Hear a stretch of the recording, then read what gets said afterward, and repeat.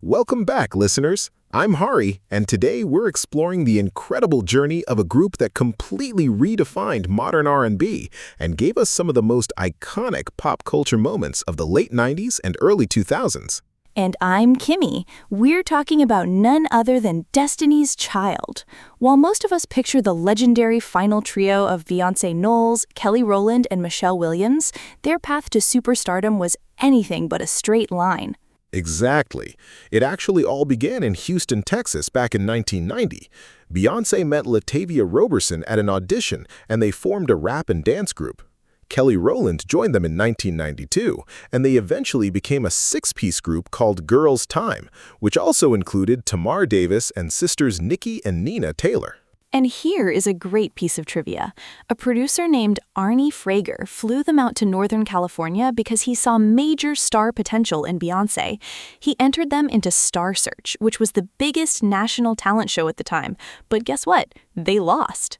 Yes, Beyoncé later admitted they lost because they chose to rap instead of sing. That defeat prompted her father, Matthew Knowles, to step in as manager. He cut the group down to a quartet, removing Davis and the Taylor sisters and bringing in LaToya Luckett in 1993. Matthew was incredibly dedicated. He actually quit his job as a medical equipment salesman to manage them full-time, which cut his family's income in half and placed a massive strain on them. To train the girls, he ran a rigorous summer boot camp for vocals and dance. And where did they practice?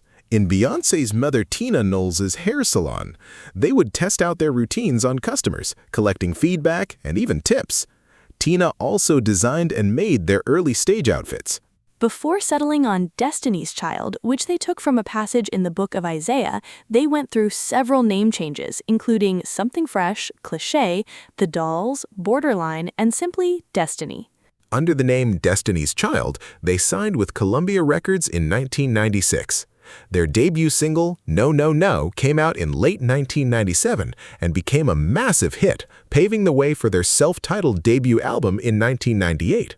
But it was their sophomore album, The Writings on the Wall, in 1999 that truly launched them into the stratosphere.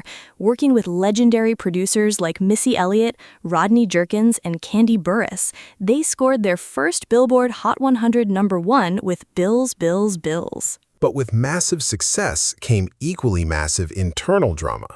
In late 1999, LaToya Luckett and Latavia Roberson attempted to split from manager Matthew Knowles, claiming he kept too much profit and favored Beyoncé and Kelly. They didn't actually want to leave the group, but then something wild happened. Oh, this is one of the most famous moments in pop history. When the music video for Say My Name premiered on TRL in February 2000, fans and LaToya and Latavia saw two brand new members in the video, Michelle Williams and Farrah Franklin. That's how they found out they were out of the group. Unbelievable. Naturally, lawsuits followed. To add to the chaos, Farrah Franklin quit the group after just 5 months, unable to handle the intense stress and internal negativity. This left Destiny's Child as the definitive trio of Beyoncé, Kelly, and Michelle. Remarkably, they channeled all that legal drama and public scrutiny directly into their third album, Survivor, in 2001.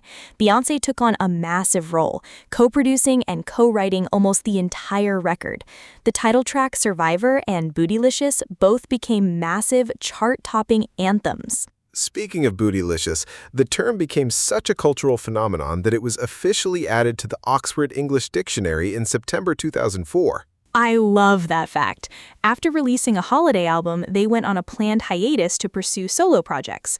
Kelly teamed up with Nelly for the massive hit Dilemma, Michelle topped the gospel charts, and Beyoncé released her debut, Dangerously in Love, which won 5 Grammys in one night. Many thought they would never reunite, but they came back strong in 2004 for their final studio album, Destiny Fulfilled. It was a highly collaborative record, with hits like Lose My Breath and Soldier. Then, during a concert in Barcelona in 2005, they made the emotional announcement that they were officially disbanding at the end of the tour, choosing to go out on a high note. Though they disbanded in 2006, their sisterhood remained unbroken. We've been treated to legendary surprise reunions over the years, including the 2013 Super Bowl halftime show, Coachella in 2018, and most recently, the final night of the Cowboy Carter Tour in July 2025. They left behind a jaw-dropping legacy, over 60 million records sold, 3 Grammy Awards, a star on the Hollywood Walk of Fame, and they inspired a generation of artists like Rihanna, Lady Gaga, and Ariana Grande.